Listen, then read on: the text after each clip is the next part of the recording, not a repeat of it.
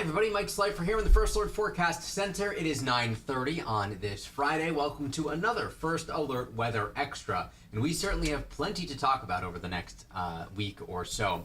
We're about a third of the month through July, and while we're still waiting on the official data in for July 11th from the National Weather Service, what we can say so far is that this month as a whole has been off to a fairly warm start, warmer than average, but also wetter than average. We've seen our fair share of rainfall.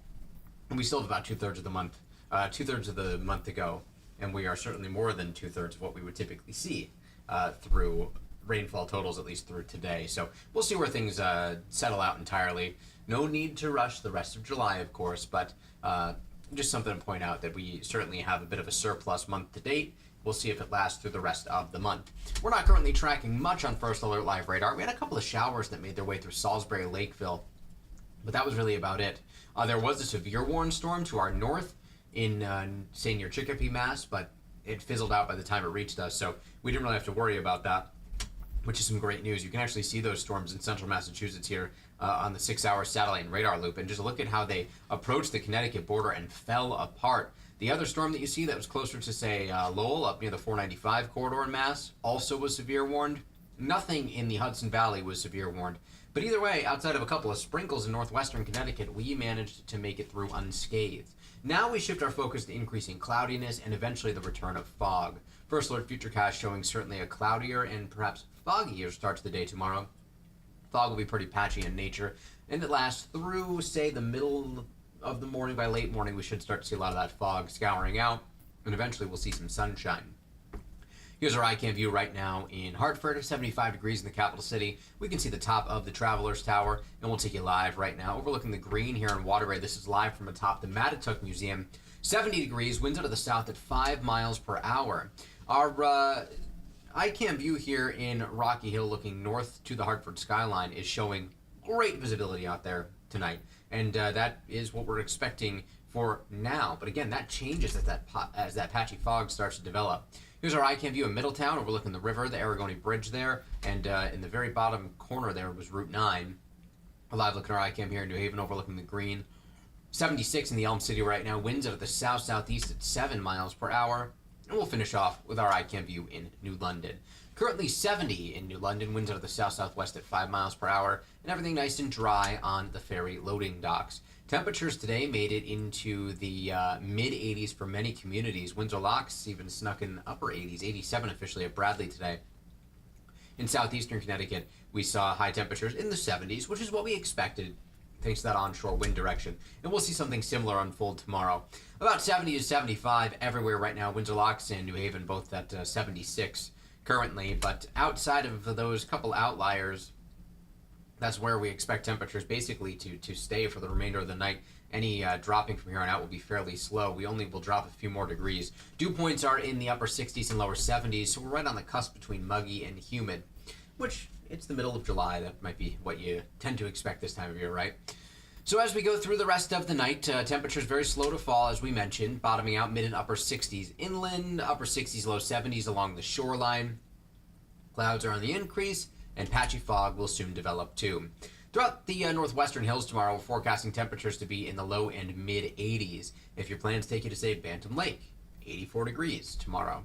In Litchfield, we'll see temperatures 82 in Norfolk, so a little bit cooler if you're planning to head to any of the higher elevations across northwestern Connecticut. 85 in Canton, Glastonbury, 86 in Windsor, 83 Granby tomorrow, and 86 in Ellington, 82 Tolland, Storrs, 82 in Plainfield. And there's that onshore wind keeping Uncasville and Mystic and likely Norwich in the 70s, 80 in Jewett City.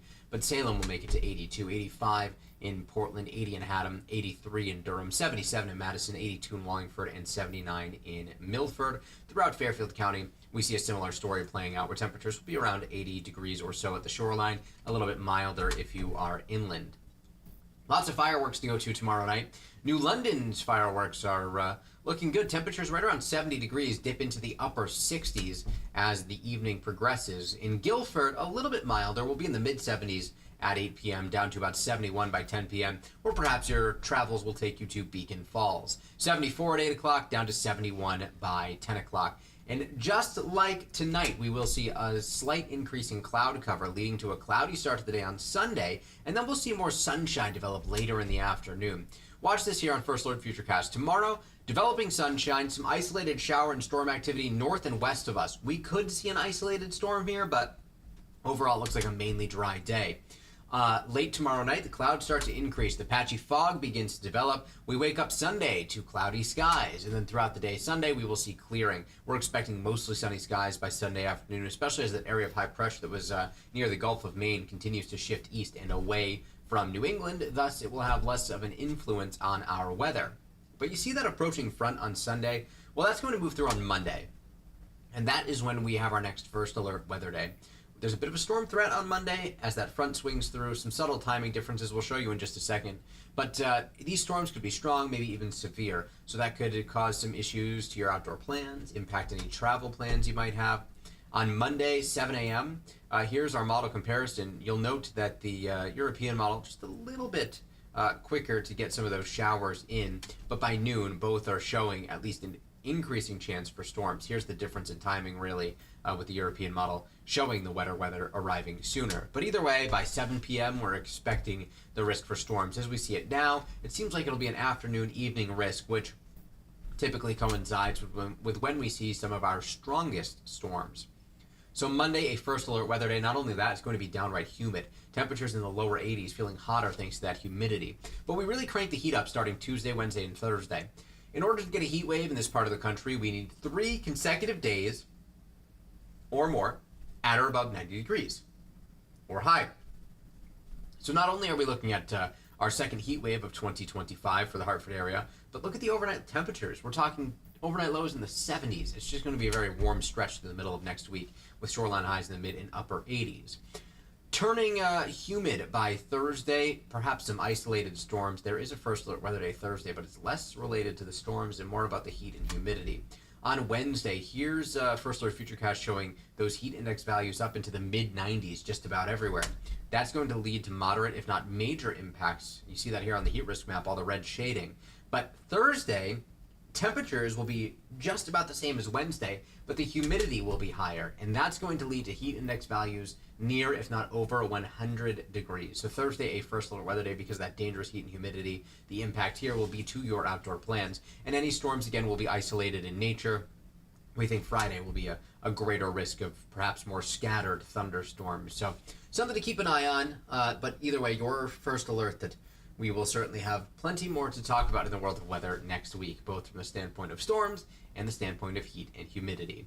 So far this year, we have had 10 90-degree days, half of what we typically see. We see 20 in the typical year. 7 of those were in June, 3 so far this month, and we have 3 more in the forecast. So by this time next week, we should have our tally for the year up to 13.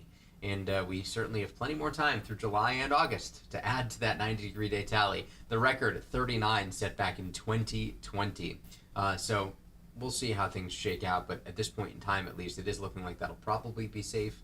But we'll be watching, of course. We'll be the first to alert you if we see anything that impressive coming down the line when it comes to heat, just like next week with our First Alert weather day.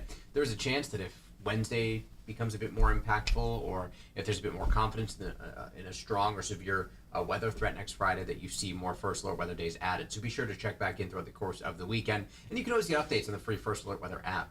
In the meantime, 6 to 10 day outlook here, July 17th through the 21st, pardon me, showing temperatures likely remaining near, if not above average, and when it comes to the precip outlook, similar, could be a little bit wetter than average. This typically means that our pattern will remain warm to hot and muggy to humid. So we see signs of that through at least the middle of next week and even into the end of next week. Temperatures next Friday forecast to be in the mid and upper 80s, but it will be humid out there. So even Friday, while temperatures may not reach 90 degrees, it's still going to feel quite hot. This could be our second dry weekend in a row. It's been a while since we've done that. The last fully dry weekend that we had was actually, of course, last weekend. Before that was back in February. So it's nice to string together a couple of dry weekends. Good for those weekend outdoor plans. We will have much more on the wax in 20 minutes at 10 o'clock and over on Channel 3 tonight at 11. Thanks for joining us on this First Alert Weather Extra. Have a great weekend. Our next First Alert Weather Extra is 8 a.m. on Monday. Have a great one.